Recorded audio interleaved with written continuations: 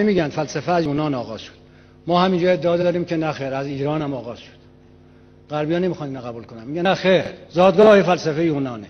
نه خیر، بنده میگم ایرانه و دلایل میارم که افلاطون تحت تأثیر حکمت ایران باستان بوده. دلایل قطعی از خود اروپاییان میارم. بله بوده. حالا ما خودمون نمیخوایم ایران خودمون رو تحویل بگیریم، خب چیکار کنیم؟ ما دوست نداریم. غربی‌ها سابقه خودشون رو دوست دارن، حفظم کردن. تمام غرب از یونان باستان میگیره تا حالا.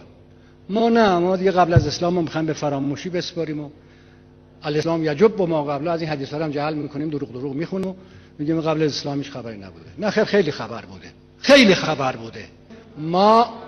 ما الان ببین، ما در مقابل عربا قرار نگرفتیم، ما در مقابل اروپایی‌ها که میگن همه اقوام بربر بودند، ما رو بربر میدونن.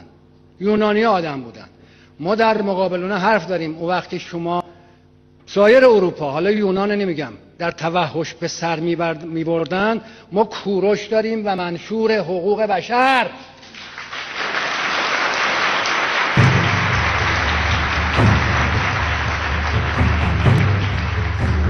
این منشور زنده است، دروغ نمیگم.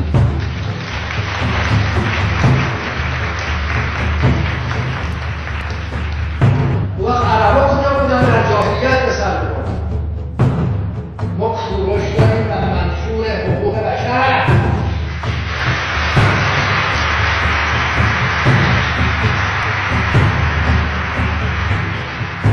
منم کوروش، شاه جهان، شاه دادگر، پسر کمبوجیه.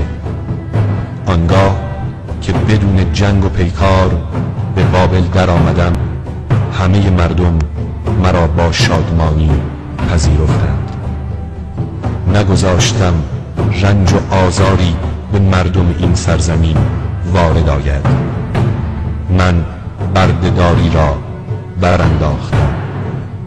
فرمان دادم که همه مردم در پرستش خدای خود